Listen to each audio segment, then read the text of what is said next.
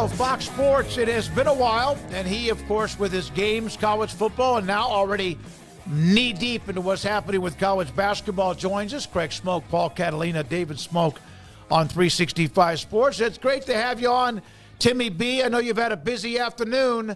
Let's start. We got 2 or 3 ways to go here, but let's start with the college football, the 12 teams, and what was your reaction? And, hey, Alabama did not win this time. Yeah, I was stunned, shocked, happily shocked that for the first time in a long, long while, their brand was not enough. A little bit amazed, to be honest with you, at some of the pundits and the way they've reacted to it, including some that our colleagues of mine at Fox, Joel Klatt, is one that had a surprising take from my point of view. I certainly agreed with him about the seeding. The seeding is messed up, but we knew that. For me, that's old news. We knew that was going to be the case, that they should have thought about this. They should have really consulted with basketball people who have been doing this for years and years, that you don't necessarily have to, as long as teams are in, that's what matters. And getting a place for conference champions, having a place reserved for them among the 12 is fine, but you can still seed them accordingly. Okay, you don't have to just guarantee them a bye, which was what they did, and that's got the seedings messed up. But SMU absolutely deserves to be there, and in my opinion, is a better football team than Alabama right now. So on both fronts, I like SMU as a choice. But Joel, and like so many others that are former players, guys that lined up and actually played it, and that would be their retort to me. Joel and I've had this debate mano a mano for a number of years. And he'd be like, I absolutely disagree with you. I'd be talking about Boise State, or I could be talking about something. I absolutely disagree with you. I said, well, okay, you can disagree with me, but I'm here to tell you, and especially in today's game, college football, that's what makes it different. Okay, it's not like the pro game. And to approach it as though, well, if Vegas is going to have said team 8-point favorite, they deserve to be in over the other. Sorry, that I don't agree with that. Now it's gotten a little more convoluted to some extent, fellas, because we've got so many networks that are involved in the gaming industry. So I think that mine included. So I think it's convoluted it even more, that people want to use Vegas odds or offshore odds, whatever, and say this team or that team is better, or they should be ranked higher than the other based on anything other than the way they perform on the field. To me, it's how you perform on the field. Okay? What I see is all that matters in my poll. And that fluctuates from week to week, as you guys know. But as far as this committee and the decision that they made to stay with SMU, it provided, I think, some sanity to the notion that these guys at least watched. You know, they didn't turn the television off at halftime and go up to their rooms and enjoy their room service. They stayed, watched the game, and then met afterwards and determined what they had to do. I'm not going to suggest to you that the fact that SMU had made the conference championship and that their performance in that game was good enough, particularly in the second half, that if they hadn't made it, that those people in that room would have been concerned about the future of conference championship games, because they would have been. Did that figure into their decision-making process? Probably. And I don't mind that. I don't mind that at all. Getting to your conference championship and competing in it should have some weight. And SMU had played in their first season in a brand new conference and had won every game until that one. And they lost on a field which, by the way, Clemson is very comfortable playing on. They played in many an ACC title game in Charlotte before. They had a home crowd advantage because it's only 2 hours away. And SMU had never been in that environment. And I thought that Rhett Lashley's team reacted very well to, being down but not out and coming back and making a great game of it. So I'm very pleased with what we see. As far as the games themselves and the matchups, I love them too. even with the bad seedings, and Oregon did get screwed. That's the one thing that I totally agree with Joel on, but I think all of us knew that was going to happen. Did Oregon, does Oregon have a tougher road than Penn State, the team they beat? Yeah, they do. No doubt about it.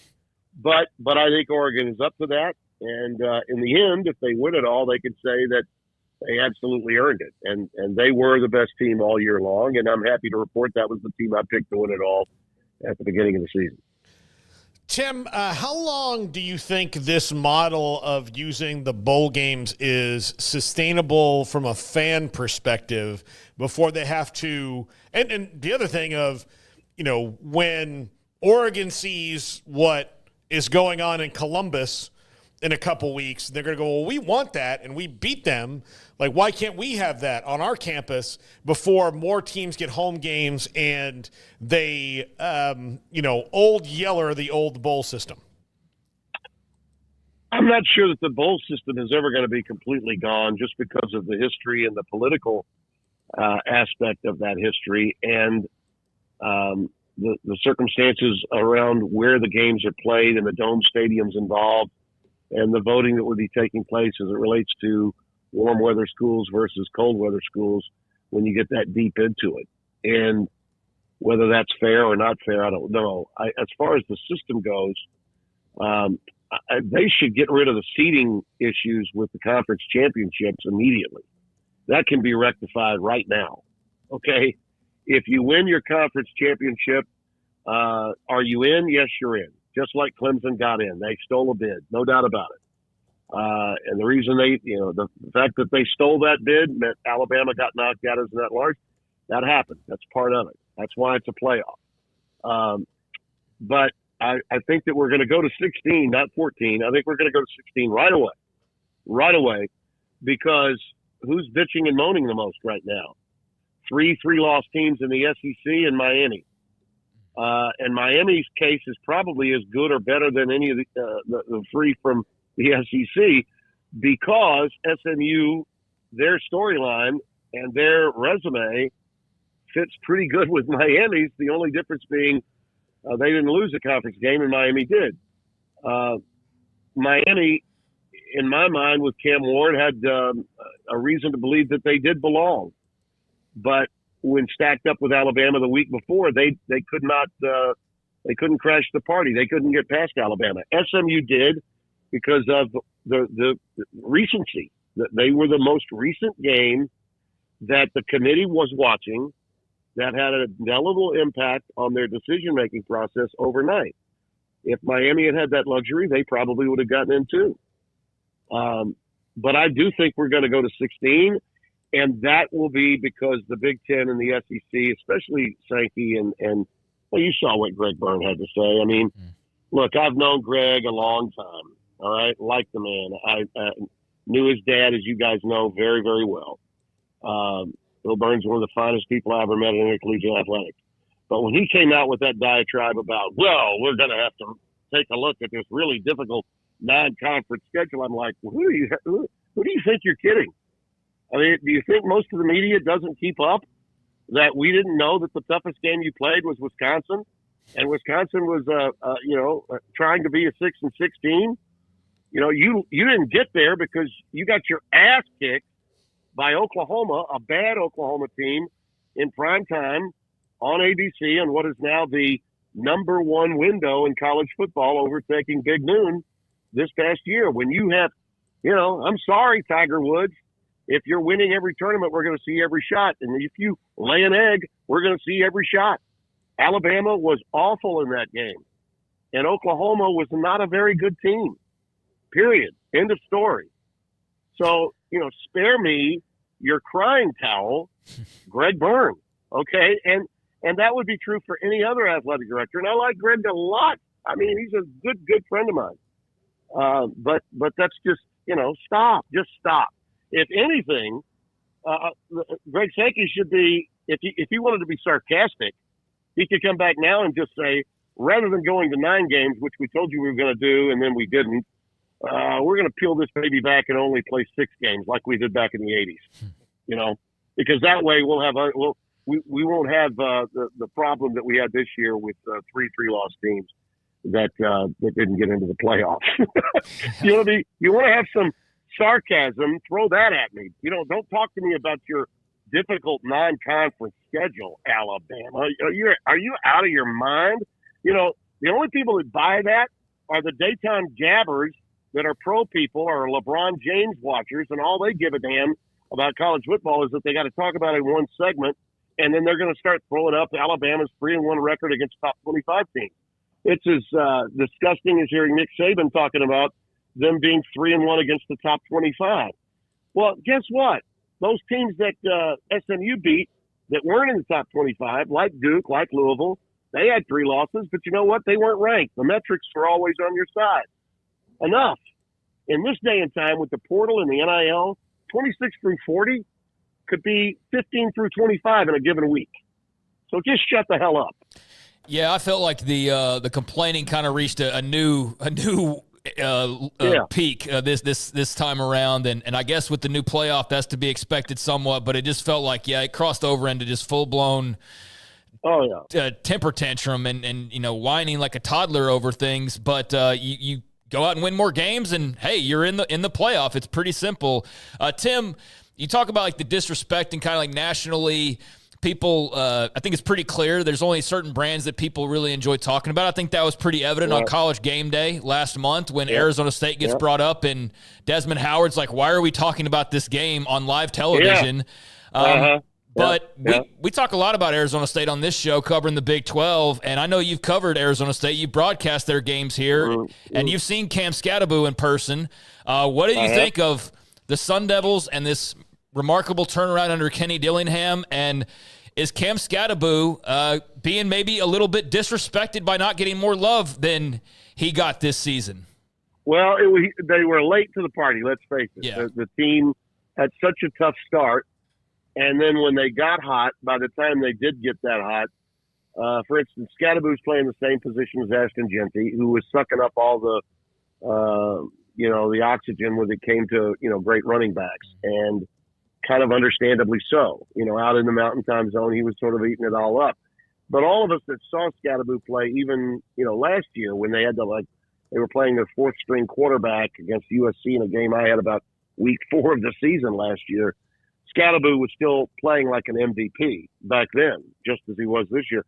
Arizona State got him a quarterback now. That's the key. That's what helped them with that acquisition more than anything else, because they had a passing game to help create avenues to run for Skattebo, and they can absolutely run block and gouge defenses. That's a good, albeit a 3-man front. That's still a very good 3-man front with good linebackers that John Haycock has at Iowa State, and they were treated like rag dolls in that game. I was amazed at how Iowa State was out physicaled in that game in totality. Did I think Arizona State could win that game? Absolutely, I did.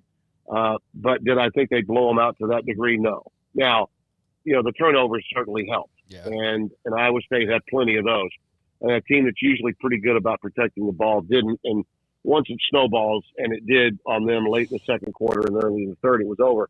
But I think Arizona State in this playoff, fellas, listen, they might not just win one game. They could win. They could win the whole. I mean, they could win the whole thing. I think this team is really hot right now. I wouldn't want to play Boise State. I wouldn't want to play Arizona State. And I damn sure, you mark this one down right now, okay? The Indiana State Championship is going to be won by Indiana at Notre Dame Stadium. Indiana's winning that football game. So I see upsets aplenty in this college football playoff. I do. And Dillingham is sort of like Dan Lanning light. He's the same guy, really. A guy you really want to play for. Guys will run through a brick wall for him. And he's like a kid in a candy store, too. He's as energized as the players. But he's brought a discipline to the way they play that is something incredibly special. So, again, going back to the people that we so-called trust that are talking about the college game on a regular basis in biggest platforms available, they they show their bias with how little they cover certain teams all season long. And it's shameful that we have that many hours of college football coverage on a Saturday and certain teams just don't get covered at all. And Arizona State was one of those teams. Tim, on Kenny Dillingham, this is a dude, Lincoln Riley, was the QB whisperer for a while there. I think, people need to start looking at Kenny Dillingham's resume, which now includes Jordan Travis, Bo Nix, and Sam Levitt. Yeah, absolutely. He absolutely saved Bo Nix's career, who was spiraling. That was a bad situation he was leaving at Auburn. I mean, he came in with an ego that was bruised, battered, and beleaguered. And Dillingham got that thing started, so much so that when Shine, who took over for Dillingham, who I think is also one of the best offensive minds and one of the best assistant coaches in the game today, who had been at Louisville and was a former Louisville quarterback, Dillingham served him up a Bo Nix that was primed and ready to become a pro immediately. That was basically a pro quarterback that they had a year ago in Nix. And you see what's happened with Dylan Gabriel, how they've continued to roll. And yet the Levitt pickup was as valuable to that team as any pickup could possibly have been. And again, it's one of those aspects of the college game that so many people just don't understand. They're going to be shocked when these playoffs begin. And some people that haven't been paying much attention to college football, and by the way, some of those are the very people that talk about college football on a regular basis. They're going to be amazed when they see guys like Rourke, at Indiana, guys like Levitt, and so many others. The kid now that at Boise State that had been a bit of a liability, Madsen is now a guy that can also, if you put 8 or 9 in the box to stop Ashton Genty, he's going to get it out to those receivers, and he's got 2 or 3 really good ones. Boise State's not just one trick pony. They're not just Genty. Now they run their offense through Genty, but they can beat you in the air as well. And lately they've been forced to beat people that way because, Genty might get his 180 or his 200 yards, but he's having to carry it 30 times to do it.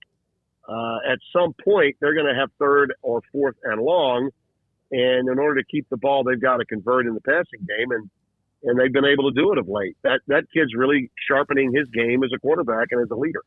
Tim, you get to go to these games and around the country. You have seen some of the names of the players who will be in New York with Travis Hunter and Ashton Genty, obviously Cam Ward and Dylan Gabriel. They're not going to bring 8 or 9, and Skattebo made a run, and a couple of others could be included too. But your thoughts about where you see this going? I know you have a vote. I can't mention anything until after it's released on Saturday night. But what are your thoughts about the foursome in New York City? Well, everybody had it wrapped up, right? Speaking of the Gab Fest, the talk shows, whether it's daily or on the weekends, with both Big Noon and with Gameday, it was wrapped up. It's Travis Hunter's. It's all over. I never felt that way. I never felt that way. I really believe that Genty was a strong candidate all the way through. Frankly, I do believe that Dylan Gabriel is the best quarterback in America and maybe the most valuable player on a given team this season. But his numbers, which, by the way, I thought in midseason he would have even greater numbers than he has, they became, more of a running football team, and their defense played great as well. And I think to a certain extent when they struggled a little bit in that game with Wisconsin, that may have hurt Dylan just a little bit. I still think he's as valuable a player to a team as there is out there. I'm glad he's gotten invited. He deserves it because he's a great leader and he's a great kid. And I'm glad he's there. But if you had said to me that just Genty and Travis Hunter were the only 2 going, I would have understood that. Because in my estimation, this is going to be very close between the 2 of them, and then there'll be probably a significant drop-off to Dylan as well. And, not to throw shade at anybody else. I know the kid at Army was another one that a lot of people wanted to see get invited just because he's such a great kid. And a great story, the Army team. But ultimately, in my mind, and I'm not going to give up who I voted for either.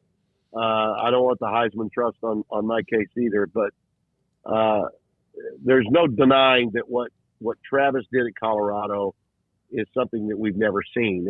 And by the way, I called games that Champ Bailey played in at Georgia, and I certainly covered Charles Woodson, albeit I was in the SEC covering Peyton Manning in those days, but I knew what Charles was doing.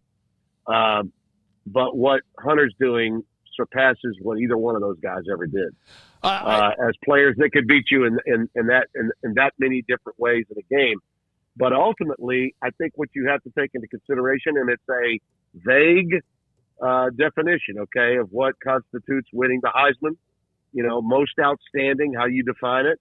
And for those of us that look at value to a team and where that team might be, were it not for that given player, I think that you can probably get an indication of which direction I might have been leaning. The only thing I wish would have happened, and they didn't do it, they didn't have to, but with Genty and also Travis Hunter returning punts and or kicks like Tim Brown, Charles Woodson, Johnny Rodgers, right, et cetera, Desmond Howard. But my God, they both were obviously very special. Paul, you have anything else for Tim?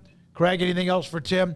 Now, you're transitioning into basketball. We have another guest coming up in a little bit, but you're transitioning into basketball. What is that like for you? I did that back when I broadcast from football and the JUCO basketball, which was fun. But what is that like for you to go from one to the other? Is it just like no big deal? You're just putting on another shirt you put on 100 1,000 other times? Actually, it's refreshing because you guys know this. I'm in a much better frame of mind this year for the postseason than I was last. I'm not as disgusted as I was a year ago for obvious reasons, but I'm still always a little bit disappointed that my college football season ends a little too soon. I haven't done a bowl game in a long, long time. I did the Fiesta Bowl in 1998. That was the last bowl game that I had a chance to do when CBS had the Alliance. And, all the bowls, we had a Holiday Bowl and that's it at Fox. I think the Sun Bowl may still be on CBS, and I think everything else is on ESPN. So for us, and for me specifically, it always ends too soon. College football ends too soon. Basketball, you can argue, starts too soon, but by the same token, I'm always glad as soon as it's over. Like, for instance, this past week, Fox didn't even have the Big Ten championship, and part of the new deal, CBS had the title game. So Fox had to have some alternative programming. What did they do? They put 4 of the top women's programs on in a made-for-television event called the Shark Beauty Women's Champions Classic. And Sarah Kustok and I called UConn, Louisville, Tennessee, and Iowa. Had a blast. Had an absolute blast. Big-time environment. Gino Auriemma and I got a chance to talk. I met the new young coach at Tennessee who happens to be pregnant, 8 months pregnant, and coaching a basketball team. And I just always find it refreshing to meet with the coaches both before they play, the day before they play, and then go to the shoot-arounds. That's true in the men's game as well as the women's game. This week I'll be up in the Big East Big Ten, actually, Big Ten Big East matchup with Seton Hall playing at Rutgers. Rutgers has got 2 of the best freshmen in the country. They're going to be really good. Steve Peichel's got a heck of a team. They've lost a couple of games lately, but they're really good. And then the following week, Donnie Marshall and I will be up at Providence for Rick Pitino's comeback. He'll be coming back to the Friars, the team that he took to the Final Four in '87.